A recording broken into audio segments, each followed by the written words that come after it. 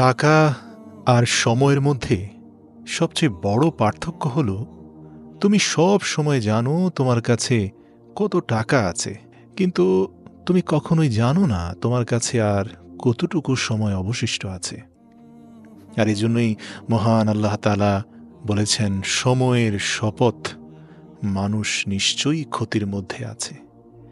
এর কারণ মানুষ নিজের অর্থ সম্পদের ব্যাংক ব্যালেন্স তো জানে, কিন্তু কতটুকু সময় যে তার এই জীবনে আর বাকি আছে তা সে জানে না।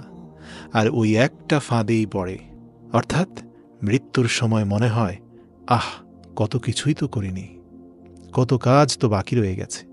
তাই জীবনের প্রতিটি মুহূর্তকে মহান সৃষ্টিকর্তার সর্বশ্রেষ্ঠ দান মনে করো, প্রতিটি মুহূর্তকে এনজয় করো। এত টেনশন পেরেশানি দিয়ে কি হবে ভাই? নিজেকে একদম শূন্য বানিয়ে ফেলো। আচ্ছা বলো তো, অঙ্কের মধ্যে শূন্যকে বিয়োগের ভয় দেখিয়ে লাভ আছে? কারণ শূন্য নিজেই জানে তার হারানোর মতো কিছু নেই। নিজের হৃদয়কে শূন্য করে ফেলো। এ পৃথিবীতে তুমি একজন মুসাফির, এসেছ, চলে যাবে। শুধুমাত্র মহান সৃষ্টিকর্তার দেওয়া আদেশ নিষেধগুলো মাথায় রেখে আর যাবতীয় সব দুনিয়াবি পেরেশানি মাথা থেকে ঝেড়ে ফেলে দাও, একদম শূন্য হয়ে যাও। তাহলে আর হারানোর মতো কোনো ভয় তোমার পেছনে কাজ করবে না। জীবনসঙ্গী হিসাবে এমন কাউকে প্রয়োজন যে তোমার সুখে হাসতে পারে এবং তোমার দুঃখে সমানভাবে কাঁদতে পারে। এই পৃথিবীতে আমরা কে কতদিন বেঁচে থাকব, এটা আসলে গুরুত্বপূর্ণ বিষয় না। গুরুত্বপূর্ণ বিষয় হলো মানুষের মনে আমরা কতদিন বেঁচে থাকব। যদি কষ্টে থাকো তাহলে জানবে পাপ ক্ষয় হচ্ছে, আর যদি আনন্দে আত্মহারা হয়ে যাও সেই সময়টাতে মনে রাখবে তোমার পুণ্য ক্ষয় হচ্ছে। যদি কখনো নিজেকে খুব বেশি একলা মনে হয়, অসহায় মনে হয়, তখন একটু স্মরণে রেখো এই পৃথিবীতে তুমি একাই এসেছিলে, আর এখান থেকে একাই তোমাকে যেতে হবে। কচু পাতা দেখেছ নিশ্চয়ই, ওপরটা সবুজ কিন্তু ভেতরটা চুলকানিতে ভরা। তেমনই কিছু মানুষ আছে যাদের বাইরের আবরণটা এভারগ্রিন মনে হয়, খুবই সবুজ, খুবই মোলায়েম, কিন্তু ভেতরটা আবর্জনায় ভরা। তাই মানুষের বাহ্যিক আবরণ দেখে নয়, মানুষের মনুষ্যত্ববোধ এবং তার ভেতরের রংটা দেখেই তার সাথে মেশো। একজন ভালো চরিত্রের মানুষ আপনাকে ভালোই ভাববে, আর একজন খারাপ চরিত্রের মানুষ আপনাকে তার মতো খারাপই ভাববে। যার চরিত্র যেমন তার চিন্তা ভাবনাও তেমন। তাই কখনো কারো খারাপ মন্তব্যে বিচলিত হয়ে যাবেন না। ভাববেন না যে সে আপনার ব্যাপারে যা বলছে তাই সত্য। আসলে সে আপনার ব্যাপারে মন্তব্য করে তার নিজের মনোভাবের জানান দিল।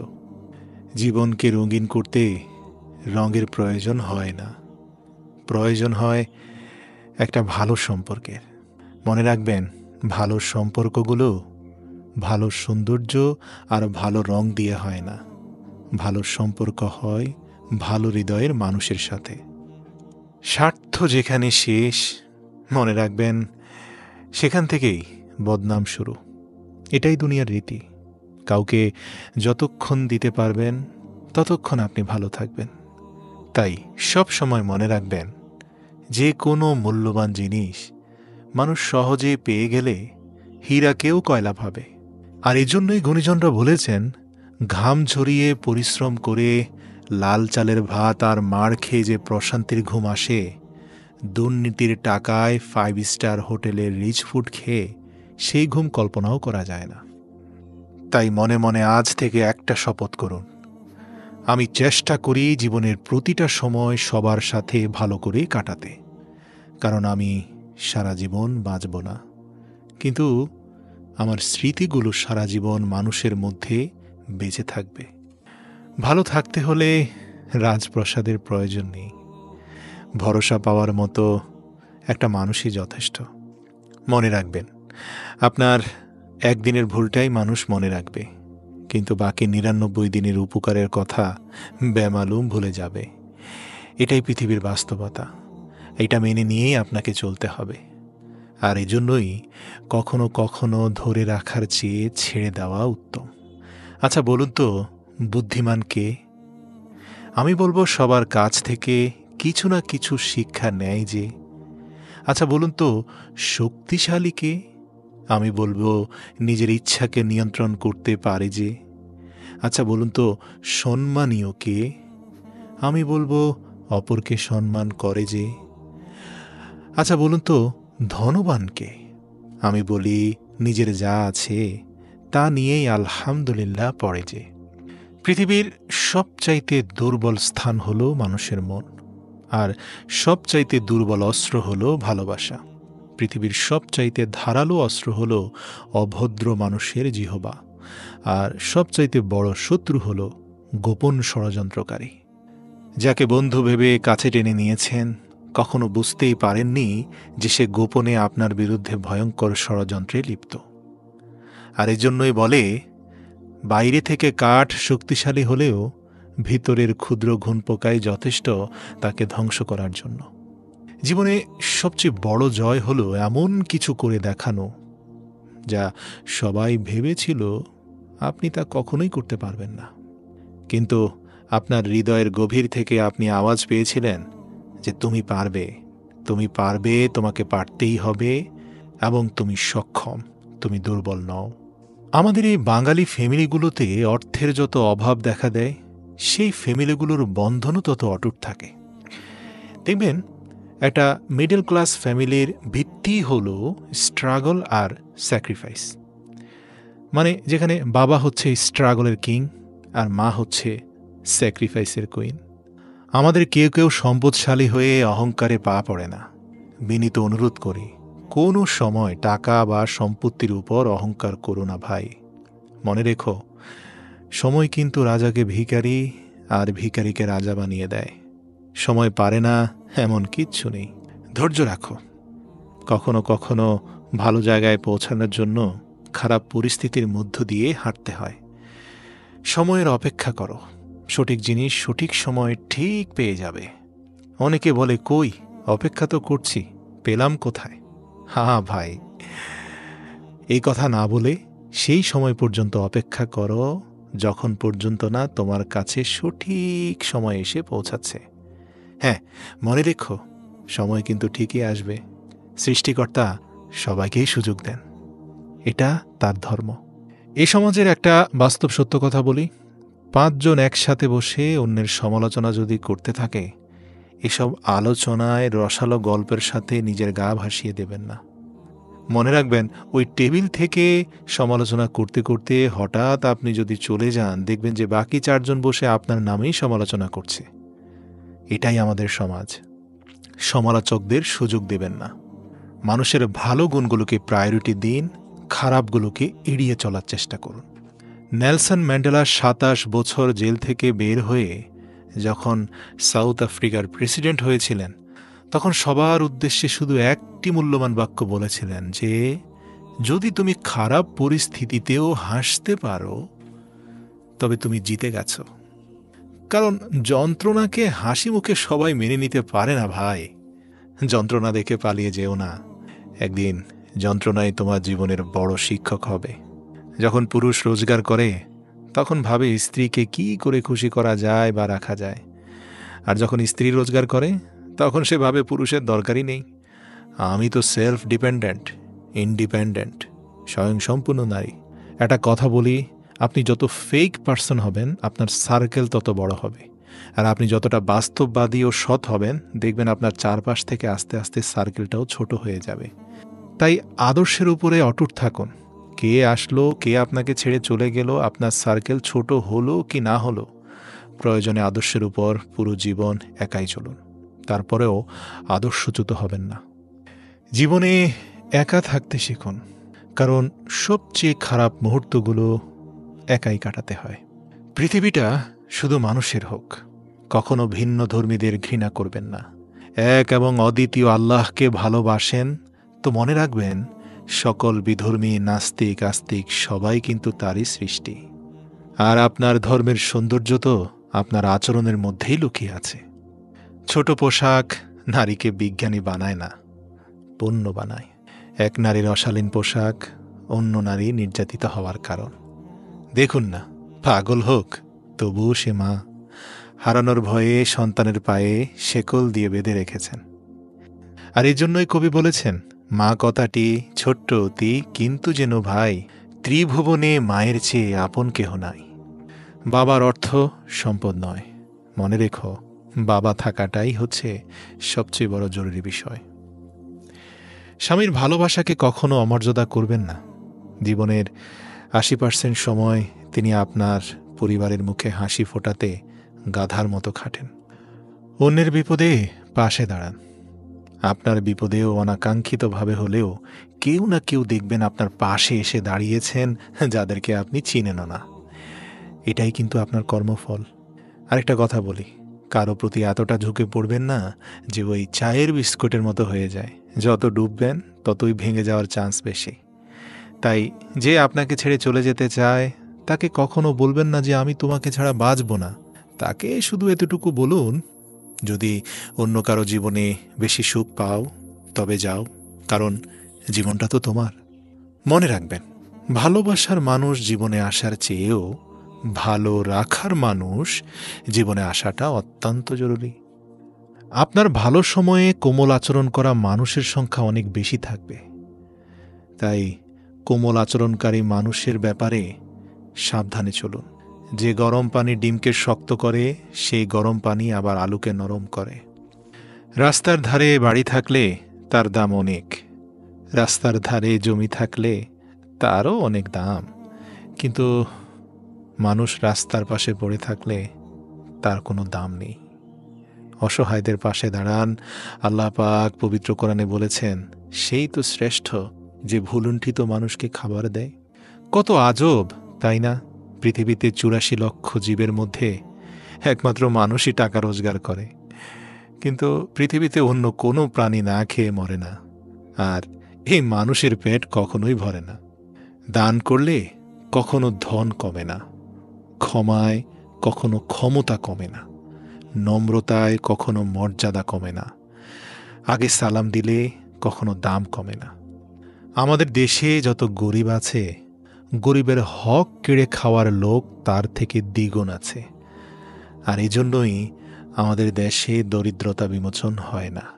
একবার ভাবুন তো, ধনীদের 15% যদি সঠিকভাবে জাকাত দিত, এদেশে কি গরিব থাকত? ক্ষমতার অপব্যবহারকারীদের উদ্দেশ্যে বলতে চাই, প্রিয় ভাই, সুযোগ পাইছেন, শক্তি আছে, ক্ষমতা আছে, অপব্যবহার করবেন না ভাই। সব জায়গায় সবসময় মাথা ঢুকাবেন না। একবার জায়গা মতো মাথা আটকে গেলে শেষ পরিণতি ভোগ করতেও বেশি সময় লাগবে না। আল্লাহ ছাড় দেন, ছেড়ে দেন না। দূরত্ব বেড়ে গেলে দূরত্বটা কমানো যায়, কিন্তু গুরুত্ব কমে গেলে গুরুত্ব ফিরিয়ে আনা যায় না। জীবনের যে কোনো পরিস্থিতিতে আলহামদুলিল্লাহ পড়ুন। কখনোই ভাববেন না যে অমুকটা অর্জন করে ফেললেই আমি আলহামদুলিল্লাহ পড়ব এবং সবচেয়ে সুখী মানুষ হয়ে যাব। যদি মনে করেন যে বিয়ে করলেই আমি সবচেয়ে সফল, মনে রাখবেন অনেক বিবাহিতরা ডিভোর্সের চিন্তায় ব্যস্ত আর আপনি বিয়ের চিন্তায় মগ্ন। একইভাবে দেখবেন বাচ্চারা খুব তাড়াতাড়ি বড় হতে চায় যাতে বড় হয়ে সম্মান পায়, আর বড়দের শৈশবে ফিরে যাওয়ার আকুতি। চাকরিজীবীরা কাজের চাপে চিন্তিত, চাকরি ছেড়ে দিতে চায়, আর ভাল লাগে না। আর বেকারদের হাহাকার চাকরি পাওয়ার চিন্তা। গরিবদের বড়লোক হওয়ার চিন্তা, আর বড়লোকেরা শান্তির খোঁজে ক্লান্ত। জনপ্রিয় ব্যক্তিরা লুকানোর ঠিকানা খোঁজে, এদিক সেদিক ক্যামেরা দেখলে দৌড়ে পালানোর চেষ্টা করে, আর অতি সাধারণেরা ভাইরাল হওয়ার জন্য কত কি না করে। তাই সত্যি বলতে আপনি তখনই সুখী যখন আপনি আপনার অবস্থানের উপরে আলহামদুলিল্লাহ পড়বেন, মুখে না, অন্তর থেকে। পুরুষের সফলতার পেছনে আসলে কোনো নারীর অবদান নেই, এটা একটা ভ্রান্ত কথা। কারণ পুরুষ সফল হবার পরই তার জীবনে নারীর আগমন ঘটে। অসফল পুরুষের জীবনে আসলে কোনো নারী নেই। নিজের দোষ ঢাকতে যারা অন্যের ঘাড়ে দোষ চাপিয়ে দেয়, তাদের সাথে ভুলেও তর্কে জড়াবেন না, কারণ তারা প্রতিটি মিথ্যাকে যুক্তি দিয়ে সাজিয়ে ফেলে। এদেরকে কোভিড-19 ভাইরাস মনে করে দ্রুত মাস্ক পরে সটকে পড়ুন। একটা কথা বলি, যারা কাপুরুষ তারাই ভাগ্যের দিকে চেয়ে থাকে, বারবার বলে আমার ভাগ্য নেই, এই নেই, সেই নেই। সত্যিকার পুরুষের মনোভাব কি জানেন? সত্যিকার পুরুষ সবসময় নিজের শক্তির দিকে তাকায়। মনে রাখবেন, আপনার বাহু, আপনার মাথা আপনাকে টেনে তুলবে, আপনার কপাল নয়। Be a man. কথায় আছে, নরম মাটি বেড়ালে আঁচড়াতে ভালোবাসে। তাই আপনি যত নরম মনের মানুষ হবেন, ততই আপনি অন্যদের থেকে ক্ষতবিক্ষত হতে থাকবেন। আর হ্যাঁ, সবসময় মনে রাখবেন, বিষ শুধু সাপের মুখেই থাকে না, মানুষের অন্তরেও থাকে। আর এর জন্যই আল্লাহ রাসূল বলেছিলেন, সে কখনোই প্রকৃত মুসলিম হতে পারবে না যার জিহবা থেকে অপর মুসলমান নিরাপদ হবে না। আত্মীয় স্বজন যতই বড় লোক হোক না কেন, একটা সত্য কথা মনে রাখবেন, আপনার নিকট আত্মীয় কোনোদিনই চাইবে না আপনি তাদের চেয়ে বড় হন। এটাও আমাদের সমাজের একটা মারাত্মক বিকৃত চিন্তা। সত্যিকার অর্থে একটা মেয়ে জীবনের সবচেয়ে বড় পাওয়া কি জানেন? একটা মেয়ের সবচেয়ে বড় পাওয়া হচ্ছে একটা কেয়ারিং হাজব্যান্ড। জিজ্ঞেস করুন না, স্বয়ং সম্পূর্ণ অর্থনৈতিকভাবে ইন্ডিপেন্ডেন্ট অনেক মেয়েকে আপনি জিজ্ঞেস করে দেখুন, ডিপ ইনসাইড মানে হচ্ছে তাদের গভীরে একটা বিষয় লুকিয়ে থাকবে, সেটা হচ্ছে তার আসলে একজন বিশ্বস্ত হাজব্যান্ডের দরকার। নিজ পরিচয়ে পরিচিত হওয়ার চেষ্টা করুন। এই যেমন ধরুন, কোনো এক বড় নেতার পাশে দাঁড়িয়ে ছবি উঠানোর মানে এই নয় যে আপনিও একজন বড় নেতা। তাই আজ থেকে প্রিয় অভিভাবক, প্রিয় অমুক, প্রিয় তমুক এইসব ক্যাপশন দিয়ে নেতাদের পাশে ছবি উঠানো বন্ধ করে দিন। নিজেকে এতটা ছোট করবেন না, আপনার পরিচয়ে পরিচিত হন। আর মনে রাখবেন, পরিশ্রম করার বয়সে যদি আরাম করেন, আরাম করার বয়সে কিন্তু পরিশ্রম করতে হবে। আর কারো কাছে ঠকে গেলে একা থাকার অভ্যেস করুন, তবুও হতাশ হবেন না।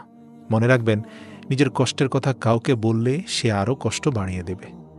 আমাদের সমাজে চলমান অন্যতম একটা মিথ্যা প্রবাদ হলো, কষ্ট শেয়ার করলে কষ্ট কমে। জানেন, এটা একটা ডাহা মিথ্যা কথা। বরং নিজের কষ্টের কথা কাউকে বললে তার কাছে আপনার দুর্বলতা প্রকাশ করে দিলেন, এবং সে সুযোগ পেলে আপনার কষ্ট বাড়িয়ে দিবে। কিন্তু আপনি যদি হতাশ না হয়ে নীরবে আত্মবিশ্বাস নিয়ে এগিয়ে যেতে পারেন, তবে আপনি সফল হবেন। আর এমনভাবে নিজেকে তৈরি করবেন যে ঠকিয়ে গেছে সে যেন পরবর্তীতে আপনার অবস্থান দেখে আফসোস করে। আর এটাই হচ্ছে আপনার সবচেয়ে বড় পাওয়া। অর্থ কম থাকুক, যোগ্যতাও কম হোক, কিন্তু তোমার কথা, তোমার ব্যবহার, আচরণ, মানসিকতা, ভাই, এগুলো যেন সুন্দর ও মার্জিত হয়। কারণ একজন মানুষ হিসাবে এগুলোই তো তোমার সবচেয়ে বড় সম্পদ, এবং মানুষের কাছ থেকে পাওয়া সম্মানটা তোমার জীবনের সবচেয়ে বড় অর্জন। আর সম্মান তো আসে ব্যবহারে, সম্মান আসে তোমার আচরণ আর মানসিকতায়। নিজের স্ত্রীকে সম্মান করুন। মনে রাখবেন, শুধুমাত্র ওই দুমুঠো ভাত কাপড়ের জন্য সে তার বাবা মাকে ছেড়ে আসেনি। আপনার মার্জিত আচরণ এবং আপনার কিছুটা সম্মান পাওয়ার অধিকার তার আছে। আর হ্যাঁ, ভালো স্বামী পাওয়ার পরেও যারা স্বামীকে তাচ্ছিল্য করছো, সেই বোনদের উদ্দেশ্যে বলছি, স্বামী যতক্ষণ ছায়া হয়ে তোমার মাথার উপরে থাকবে, ততক্ষণ তোমার সাথে দুনিয়ার সবাই সম্মান দিয়ে কথা বলবে। স্বামীবিহীন হয়ে দেখো, কারো চোখে তুমি আপদ, কারো চোখে তুমি বোঝা, আর সমাজের চোখে তুমি হয়ে যাবে অসৎ নারী। আর এই জন্যই আল্লাহর রাসূল বলেছিলেন, আমার শরীয়তে আল্লাহ ব্যতীত সিজদার কোনো সুযোগ নেই। যদি থাকতো, স্ত্রীদের বলতাম, তোমরা স্বামীর সামনে সেজদা অবনত হও।